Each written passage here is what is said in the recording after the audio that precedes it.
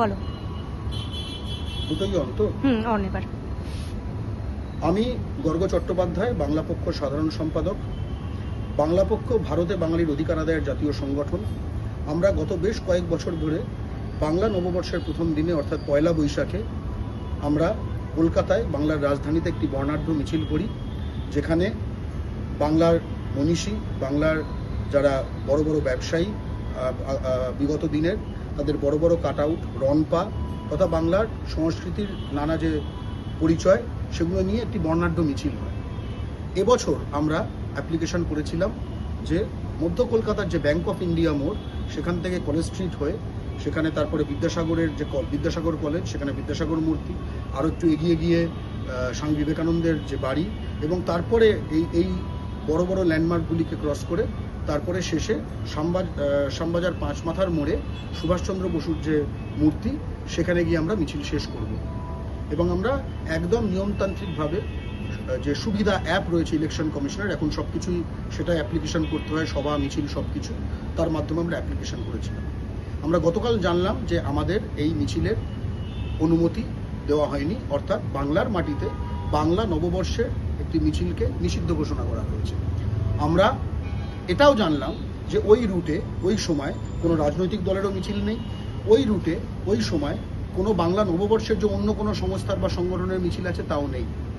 আমরা স্পষ্টত বুঝতে পারছি যে পশ্চিমবঙ্গে বেশ কিছু এলাকা, শহরাঞ্চলগুলিতে, যেগুলো এখন আর বাঙালি প্রায় শেষ হয়ে গেছে, সেখানে তাদের মাধ্যমে একটি বাঙালিদের সংগঠন বাংলা সংস্কৃতি, বাঙালি সংস্কৃতি, বাংলা নববর্ষের উদযাপন করবে, এই জিনিসটি বিজেপির চক্ষুশূল। তাই জন্য বিজেপির যে নির্বাচন কমিশন, সেটি এই মিছিলের যে অনুমতি, সেটিকে না দেওয়ার মাধ্যমে আসলে বাংলার মাটিতে বাংলা নববর্ষের উদযাপনের ওপর একটি আঘাত এনেছে।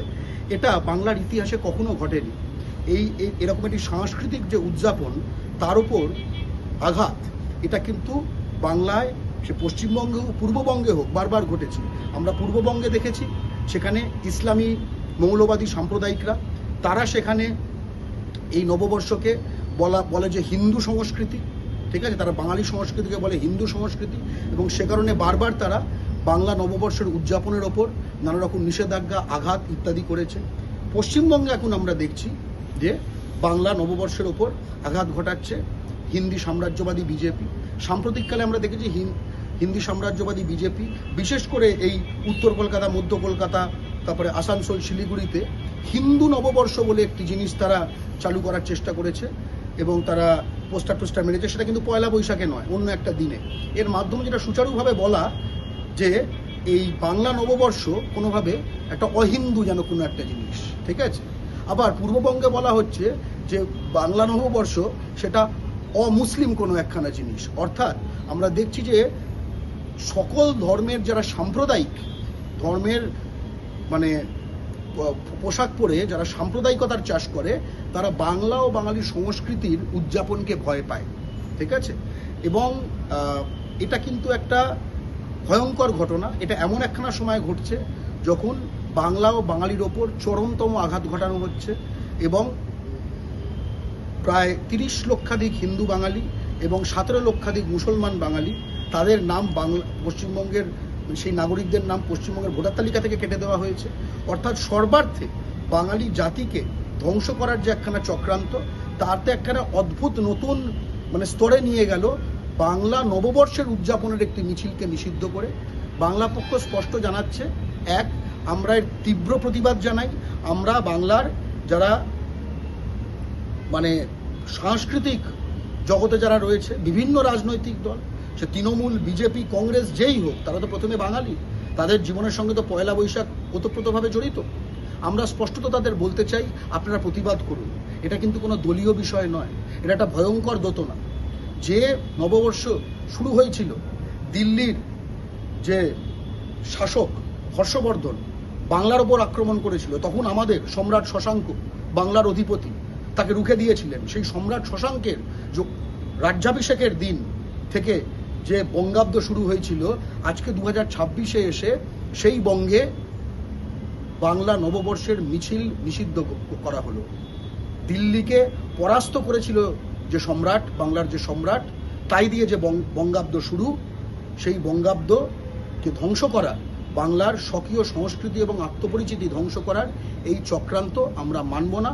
আমরা যেহেতু আইন সংবিধান মেনে চলি, আমরা ওই রুটে না করে আমরা মিছিল করব, দক্ষিণ কলকাতায় করব, আমরা মিছিলটি করব রাসবিহারী মোড় থেকে গড়িয়াহাটে। কিন্তু একটা স্পষ্ট একটা কথা বলতে চাই, এই মুহূর্তে বাংলা ও বাঙালির ওপর যে এই আগ্রাসন চলছে, এইটা করে কিন্তু মোগল হোক, বর্গী হোক, ব্রিটিশ হোক, কেউ পার পায়নি। এই দিল্লির হিন্দি সাম্রাজ্যবাদী বাঙালি বিরোধী শক্তিও পার পাবে না। এবং পূর্ববঙ্গে ইসলামী মৌলবাদীরা এবং পশ্চিমবঙ্গে যারা বাঙালি বিদ্বেষী বহিরাগত হিন্দি সাম্রাজ্যবাদীরা, এরা সকলেই বাঙালি সংস্কৃতিকে ঘেন্না করে। আমরা পশ্চিমবঙ্গে বাংলা ও বাঙালির সংস্কৃতিকে উদযাপন করব এবং বাংলার নববর্ষ আগামী হাজার হাজার বছর চলবে। সেটা কোনো ধর্মের মৌলবাদীদের পছন্দ হোক না হোক, আমাদের কিচ্ছু এসে যায় না। এবং আমাদের এই হিন্দু নববর্ষে যে পোস্টার দিয়ে অন্য পয়লা বৈশাখ ছাড়া অন্য একখানা দিনে যে হিন্দু নববর্ষে হিন্দিতে পোস্টার মেরে যেটা বলা হচ্ছে পশ্চিমবঙ্গে, এই সাহস তো তারা তামিলনাড়ুতে দেখায় না। তামিলনাড়ুতে আজকে 14ই এপ্রিল ছিল নববর্ষ, তারা তো সেখানে হিন্দু নববর্ষের কথা বলেনি। সেখানে 90% বেশি হিন্দু। তারা তো কেরলে বলেনি, তারা তো কর্ণাটকে বলেনি। অর্থাৎ বাঙালিকেই টার্গেট করে এই যে বাংলার সংস্কৃতির উপর আঘাত, আমরা কিন্তু মানছি না। দক্ষিণ কলকাতার যে রুটে আপনারা মিছিল করবেন, তার কি অনুমতি নির্বাচন কমিশন দিয়েছে? তার অনুমতি পাওয়া গেছে এবং আমরা মনে করছি যে এটা সম্পূর্ণ জনবিন্যাসের উপর নির্ভর করছে। আমরা উত্তর কলকাতায় একাধিক এই এসআইআর যে বাঙালির ভোটাধিকার কেড়ে নেওয়া হয়েছে, যার অধিকাংশ হিন্দু বাঙালি এবং 64% হিন্দু বাঙালি এবং 33% মুসলমান বাঙালির যে ভোটাধিকার কেড়ে নেওয়া হয়েছে বাঙালি নাগরিকদের, তার বিরুদ্ধে আমরা প্রতিবাদ সভা আমরা অ্যাপ্লিকেশন করেছিলাম, সেগুলো নাকচ করা হয়েছে। অদ্ভুতভাবে যেখানেই বহিরাগত বাঙালি শতাংশ কমে গেছে, সেখানে বাংলা পক্ষর সভা মিছিল এগুলোর অনুমতি দেওয়া হচ্ছে না। আমরা প্রশ্ন করতে চাই, এইসব এলাকাগুলো কি এখন পশ্চিমবঙ্গের অংশ নয়? এইসব এলাকাগুলোতে কি বাংলা ও বাঙালির সংস্কৃতি উদযাপন নিষিদ্ধ হয়ে গেল? এইসব এলাকাগুলো কি এখন কি ভিন রাজ্যের অংশ হয়ে গেছে?